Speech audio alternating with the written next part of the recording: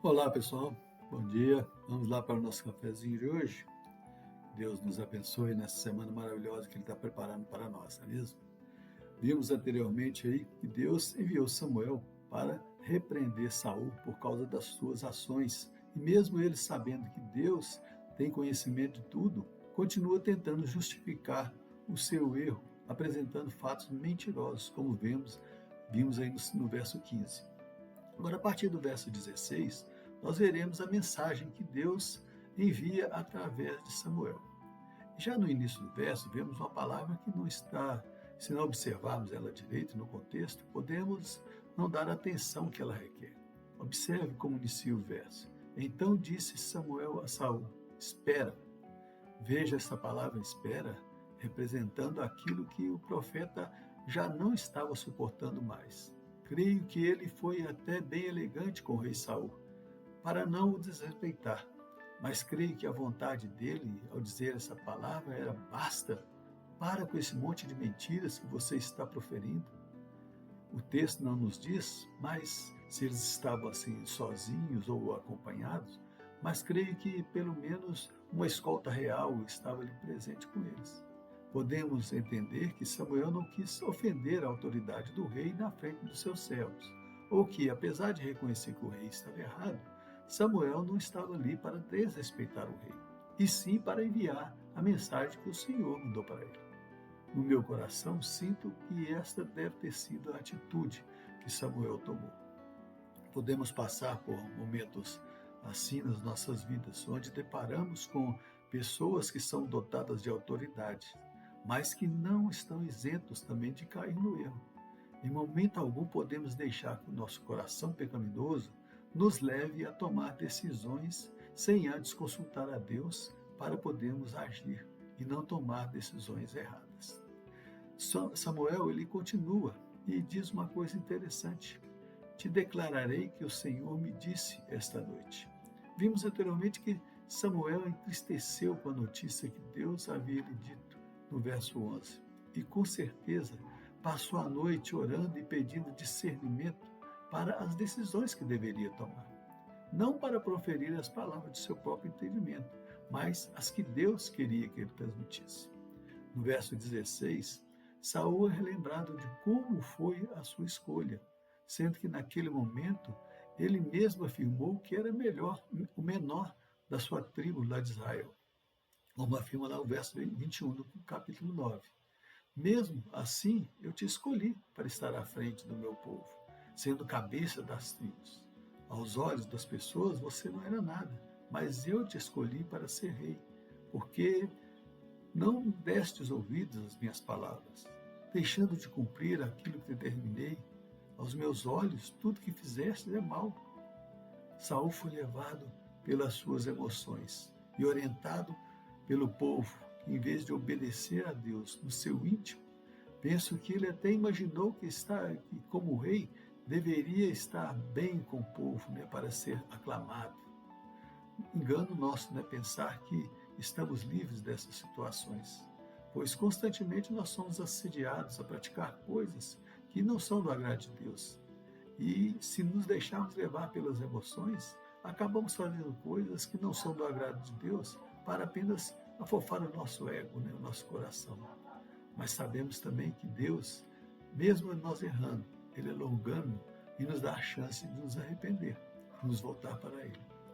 Infelizmente, não é isso que vemos aí na atitude de Saul, pois afirma que tinha seguido as ordens de Deus. Deus deve estar equivocado. Será que ele não está vendo direito? Eu trouxe Agag preso e destruí o restante dos amalequitas. O povo até recolheu o melhor do gado para oferecer de sacrifício a Deus pela vitória. Permaneceu no erro, tentando justificar as ações erradas perante Deus. Mais uma vez, Samuel repreende. Observe o verso 22. Porém, Samuel disse: Tem porventura o Senhor tanto prazer em holocaustos e sacrifício, como em que se obedeça a sua palavra? Eis que obedecer é melhor do que sacrificar, e o atender melhor do que a gordura de carneiros. As ordens de Deus relacionadas aos sacrifícios sempre foram para buscar a obediência do seu povo, e uma forma de estarem em comunhão com eles. Ao levarem seu sacrifício ali, como vimos anteriormente, saindo das suas casas e deslocando para outros locais onde estava a Arca da Aliança, que representava a presença de Deus, o povo ia ali para mostrar o seu arrependimento e estar ali em comunhão com Deus. Quando lemos nas leis lá do Senhor a respeito destes sacrifícios, citados lá no livro de Levítico, no capítulo de 1 a 5, não vemos ali em momento nenhum Deus afirmar da sua necessidade em receber esses sacrifícios, mas sim que o povo estava desviado de seus caminhos, para que eles se voltassem para ele. E isso você pode confirmar aí ao ler o texto. Quando o povo pecava, Deus pedia aquele sacrifício para quê? Para que eles se achegassem a ele, voltasse o seu coração, não deixasse o seu coração se errar novamente. Após o seu pecado, um exemplo que temos é de o rei Davi, quando escreve o Salmo 51, versos 16 e 17. Pois não te comprazes em sacrifício, do contrário, eu te daria. E não te agradas em de holocausto. Sacrifícios agradáveis a Deus são um espírito quebrantado, coração compungido e contrito. Não desprezarás, ó Deus. O que Davi nos afirma é que nada do que ele oferecesse a Deus seria bem recebido se ele não tivesse realmente entendido o que o seu ato estava afastando de Deus. Que sacrifício nenhum preencheria o vazio que estaria em seu coração com a ausência de Deus. E é isso que Samuel vai mostrar para Saul. Eis que obedecer é melhor do que sacrificar, e ouvir é melhor do que gordura de carneiros. Saul estava ocupando seu coração com outras coisas e deixando de ouvir a voz do Senhor. Ele mesmo afirma que havia pego aqueles animais para sacrificar ao Deus que o povo e Samuel serviam.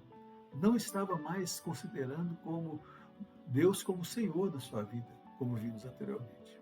Samuel, no verso 23, faz uma comparação daquilo que Saul estava fazendo, estava praticando, com o pecado da feitiçaria, onde coisas são oferecidas a deuses estranhos para se alcançar o seu objetivo. O que é dito aí como feitiçaria, obstinação, idolatria e culto a ídolos no lar. Esses falsos deuses é que requerem esse tipo de sacrifício. Mas Deus, Ele nos dá gratuitamente todas as coisas em troca da nossa obediência e comunhão com Ele. Mas temos que entender também que Deus estava mostrando ao povo o que devemos observar hoje nas nossas vidas. O sangue de um animal sem defeito era oferecido para remir e lavar os pecados do seu povo. E hoje, ao olharmos para a cruz vazia, entendemos que Deus enviou seu Filho como um cordeiro sem defeito para derramar o seu sangue no nosso lugar. Aquilo que não poderíamos pagar, Cristo pagou por nós. Para que entendamos também que não há necessidade mais deste sacrifício de morte para nos achegarmos a Deus. E de nada que fizermos, de nada adianta fazermos sacrifício se o nosso coração não está realmente preenchido com a presença de Deus. Samuel encerra no verso 23 afirmando: por você ter rejeitado a palavra do Senhor, também ele o rejeitou como rei. Quando nós rejeitamos a palavra do nosso Deus, ele também nos rejeita. Gostaria de encerrar o nosso cafezinho de hoje, clamando ao Senhor para que esta palavra esteja sempre presente no seu coração. O obedecer é melhor do que sacrificar. Que o nosso coração seja preenchido com esta palavra do Senhor para a nossa vida. Amém?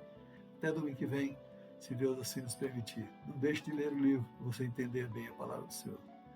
Tchau, pessoal.